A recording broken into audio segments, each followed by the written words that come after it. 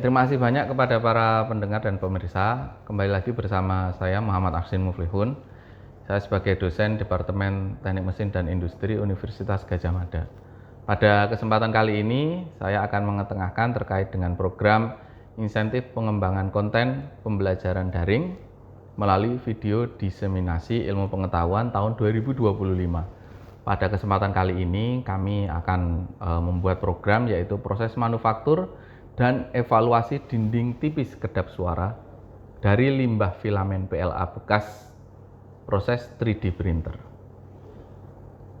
Di sini akan ada dua orang yang akan membantu kami dari tim kami. Selain dari dosen, ada juga dari mahasiswa. Mahasiswa yang akan membantu yang pertama adalah Muhammad Khairul Rifki dan Dwi Jatmiko Yuda Purnomo. Semuanya dari Prodi Magister Teknik Mesin, Departemen Teknik Mesin dan Industri Universitas Gadjah Mada.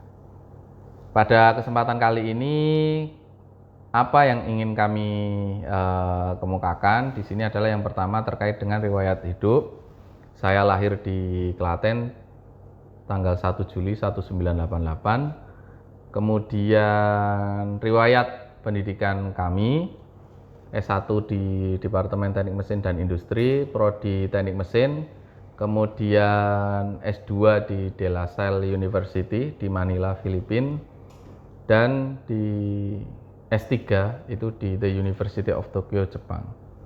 Kemudian pengalaman pelatihan dan kegiatan videografi, kami pernah diminta oleh departemen, penugasan dari departemen untuk membuat profil Prodi S2 dan S3 dari DTMI UGM. Selanjutnya ini adalah pernyataan kesediaan sebagai anggota dan ketua pelaksana. Saya masuk ke selanjutnya. Oke, ini adalah storyline dari rencana yang akan kami lakukan. Yang pertama adalah terkait dengan motion graphic yang menampilkan logo UGM, FT UGM dan logo DTMI.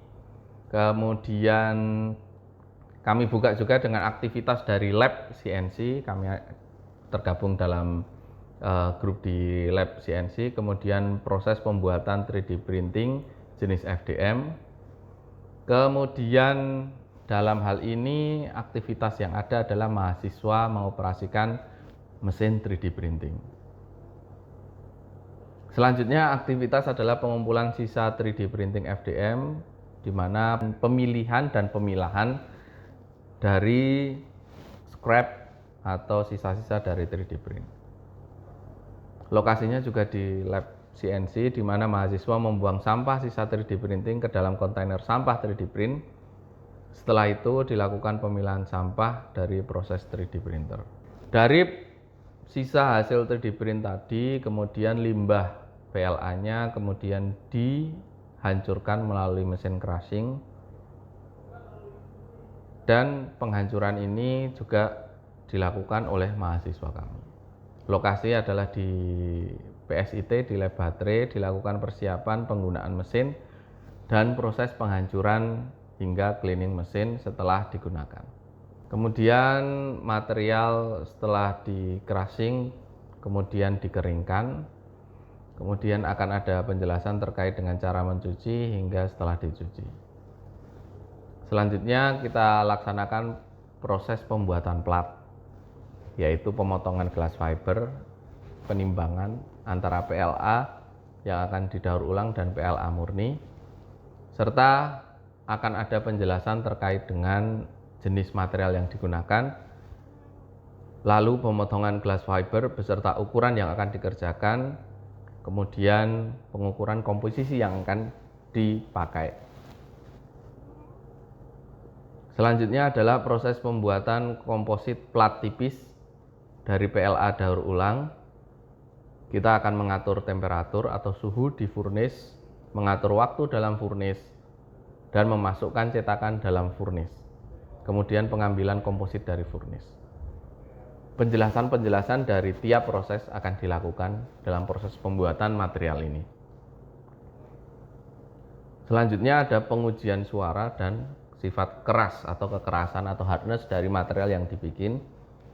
yaitu penjelasan tentang setiap pengujian yang dilaksanakan, di mana mekanisme pengujian dan sifat dari pengujian.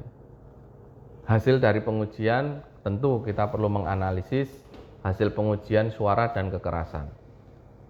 Kita akan menampilkan hasil pengujian variasi yang dipakai beserta parameter pengujian. Terakhir, sebelum kita akhiri video nanti, kita akan membuat motion grafik yang menampilkan logo UGM dan logo DTMI atau Departemen Teknik Mesin dan Industri. Kira-kira total durasinya adalah 11 menit 30 detik. Kemudian ini adalah latar belakang kenapa kami membuat proses manufaktur dan dinding tipis kedap suara dari limbah PLA bekas dari 3D print, karena selama ini limbah bekas PLA itu selalu dibuang tapi kita tidak pernah memanfaatkan kembali. Hal inilah menjadi trigger atau background dari kami untuk melakukan riset. Berikut adalah riset proses daur ulang. Jadi limbah PLA yang sudah di crusher dicampurkan dengan PLA pellet, kemudian dicetak dalam cetakan yang di furnace dan akan menjadi plat PLA.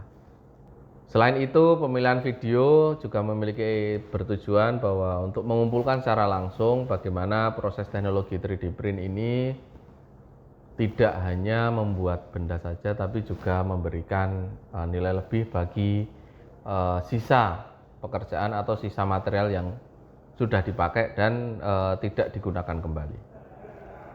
Kemudian peralatan yang dipakai nanti akan ada kamera, ada lensa, ada gimbal stabilizer, external lighting, dan komputer untuk editing. Jadwalnya adalah yang pertama adalah pengambilan gambar selama 4 bulan, kemudian editing video, rekaman, pembuatan laporan, finalisasi video, dan pembuatan laporan akhir serta deploy video di sosial media. Kita akan merencanakan publikasi ini akan kita upload di YouTube, Instagram pribadi, dan DTMI. Kira-kira demikian dari kami. Saya ucapkan terima kasih. Sampai ketemu di video selanjutnya. Ya.